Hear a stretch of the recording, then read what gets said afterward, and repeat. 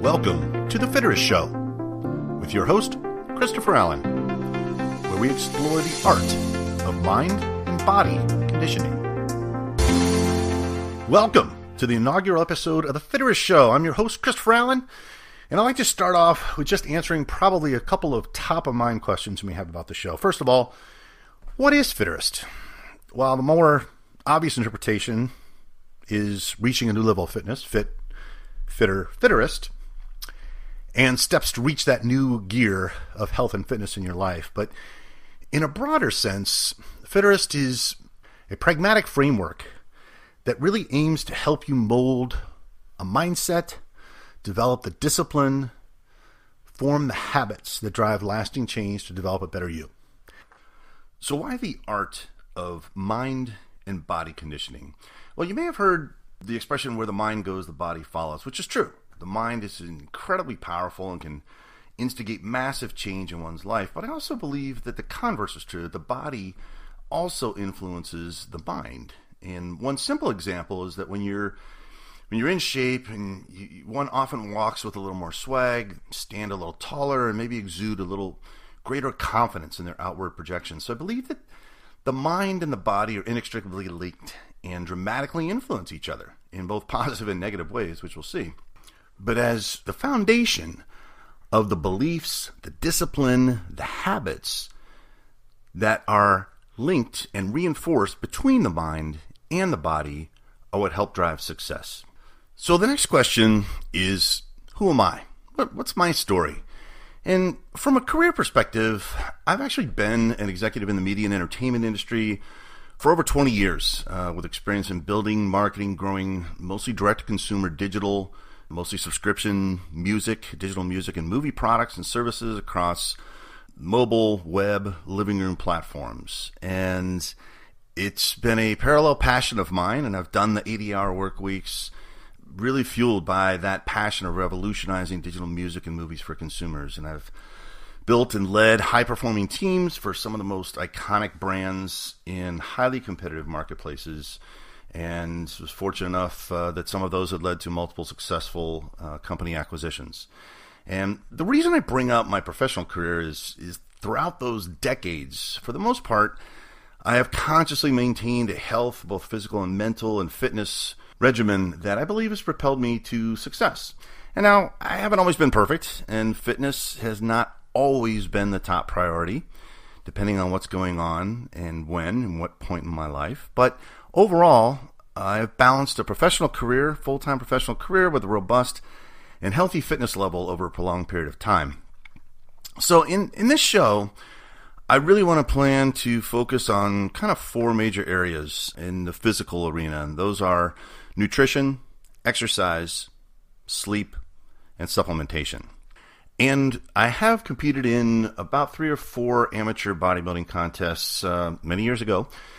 And while the highest I ever think I placed was maybe 3rd, what I learned about the perseverance, the stamina, the discipline, the habits that I mastered in persevering my physical fitness has really expanded beyond the physical realm and flooded into other areas of my life, contributing to success in those other areas. So I plan to go in more detail into my specific fitness journey in the next episode to give you more context of my journey and where I've been successful, where I've not, where I've fallen off the bandwagon, and how I got back on, and over the past several decades. So hopefully I can share my experiences and learnings with you, which leads to the next question of why the Fitterest Show, and why now? Who's this for? And again, as I mentioned, I think there are a lot of people who know that they should pay more attention to their health and fitness, but they're just extremely busy. These folks are not lazy. However, they realize the incongruence where they're killing it in some areas of their life, but need to turn their I should get into shape into I will get into shape. And it doesn't matter what age you start this process. And so hopefully I have some experience across a lot of these areas, again, in nutrition, exercise, sleep, and supplementation. I plan to share failures, learnings, successes, any anecdotes and real-world examples of breakthroughs that I've had in each areas and how to manage some of those things and some of the trade-offs that I've made in my life that might benefit others. And again, I'm not perfect. No one is. And while one would say that I'm more advanced in some areas than others, I'm constantly learning as well. And that's something that never stops. Constantly learning, constantly trying new things, seeing what works, seeing what doesn't work, and just constantly being in learning mode. Another big driver for me is to try to make a dent in the fight against obesity. The numbers, the statistics around general obesity and childhood obesity are really out of control in the United States. The adult obesity rate in the U.S. is close to 40%. And the worldwide childhood obesity rate is close to 20%. These are ages 2 through 19, some of the most ideally active years of a child's life.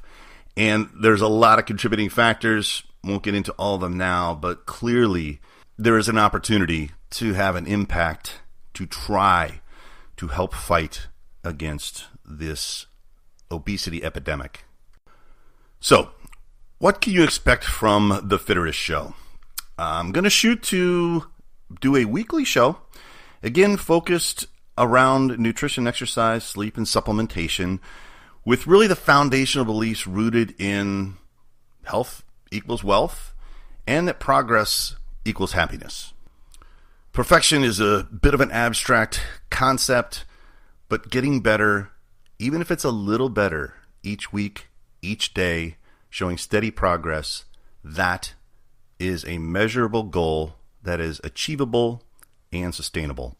So some of the topics that I think we'll cover will be, case studies, maybe some stories, tips, tricks, tools, Q&As, maybe there's some rants in there, interviews, news and happenings, and certainly I'm open to other thoughts, ideas, suggestions. You could drop us a line, send us an email at questions@fitterest.com. That's FITTEREST.com. Just questions@fitterest.com.